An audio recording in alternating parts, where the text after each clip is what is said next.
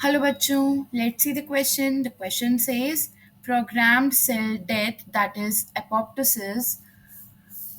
अब इसके बारे में बताना है हमें कि एपोप्टोसिस के बारे में कौन कौन सी स्टेटमेंट्स इनमें से करेक्ट हैं. तो की concept,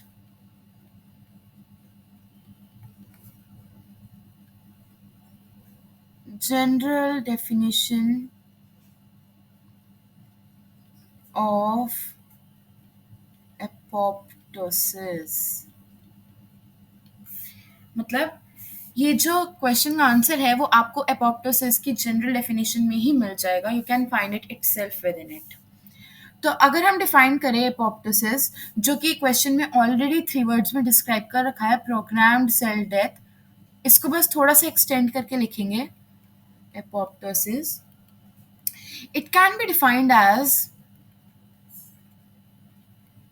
a natural bio a natural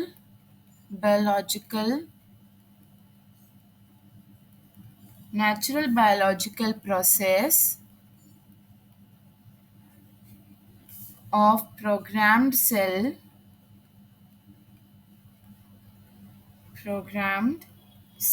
death in which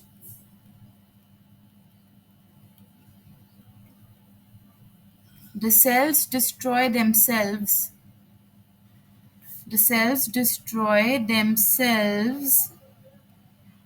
for maintaining the smooth functioning of the body.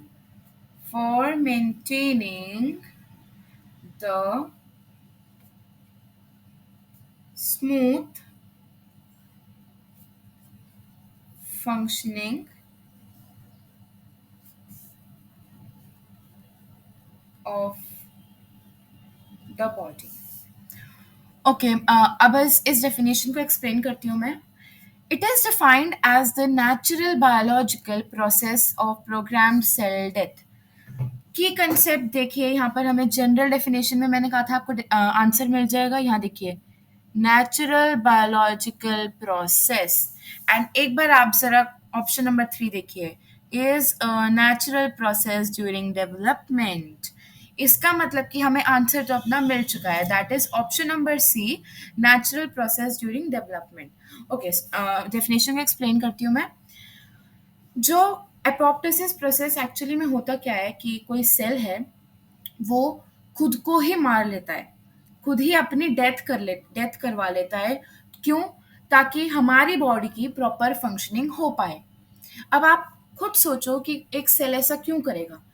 क्योंकि या तो उसमें कुछ ऐसा चेंज आया होगा, कुछ उसके डीएनए में या कुछ भी उसके अंदर ऐसे चेंजेस आए होंगे जो हमारी बॉडी के लिए हार्मफुल होंगे, जो हमारी बॉडी में कुछ भी और चेंजेस आ सकते हैं, म्यूटेशन ला सकते हैं, जो कि हमारी बॉडी के लिए डिजायरेबल नहीं है.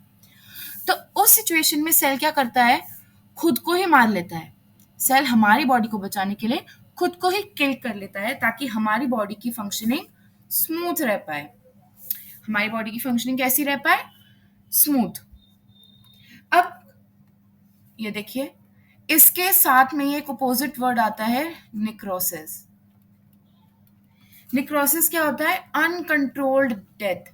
मतलब सेल खुद नहीं मारता है, इसमें उसके बिना किसी कंट्रोल के डेथ हो जाती है. Uncontrolled death of cells is known as necrosis. ये डिफरेंट सर्कमस्टांसेस के अंदर होता है. एपोप्टोसिस से डिफरेंट सर्कमस्टांसेस होते हैं इसके अंदर, इसके लिए. अब एपोप्टोसिस जो है, ये 2 पाथवे से हो सकता है. एक्सट्रिंसिक, एपोप्टोसिस पाथवेज कहते हैं इसको, एंड इंट्रिंसिक. एक्सट्रिंसिक मतलब एक्सटर्नल स्टिमुलाई की वजह से सेल खुद को मार लेता है.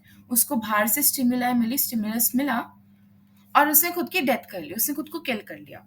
इंट्रिंसिक मतलब इंटरनल स्टिमुलाई, उसको इंटरनल स्टिमुलस मिलता है और वो खुद को किल कर लेता है. अब इसमें क्या एग्जाम्पल आ सकते हैं? Ligand binding. ये कहाँ होते हैं ligand binding? Death receptors of the cell surface. ये अभी आपके लिए इंपॉर्टेंट नहीं है, बस इसके एग्जांपल्स इंपॉर्टेंट है. Ligand binding, okay. And intrinsic में हम क्या लिख सकते हैं? any change in DNA sequence or DNA damage, lack of growth factors, etc. तो ये दो फैक्टर्स होते हैं. अब ये एपोप्टोसिस बहुत सिग्निफिकेंट रोल प्ले करता है हमारी बॉडी के लिए, क्योंकि हमने देख लिया कि अगर एक सेल में कुछ चेंजेस आ रहे हैं जो डिजायरेबल नहीं है, वो खुद को किल कर लेता है, तो हमारी अच्छाई के लिए ही करता है. अब ये क्यों क्यों क्यों इम्पोर्टेंट है, इसके कुछ सिग्निफिकेंसेस हैं. ये हमारी बॉडी में मल्टी सेलुलर ऑर्गेनिजम्स में बेसिकली होम्योस्टैसिस मतलब टेम्परेचर रेगुलेशन के लिए रिस्पॉन्सिबल होता है. हमारे प्रॉपर बॉडी साइज मेंटेन ये करता है. हमारे सेल नंबर में कांस्टेंट बनाए रखता है ये. तो ये apoptosis is a very important process in all multicellular organisms. Okay, so I hope you all understood it well. Best of luck.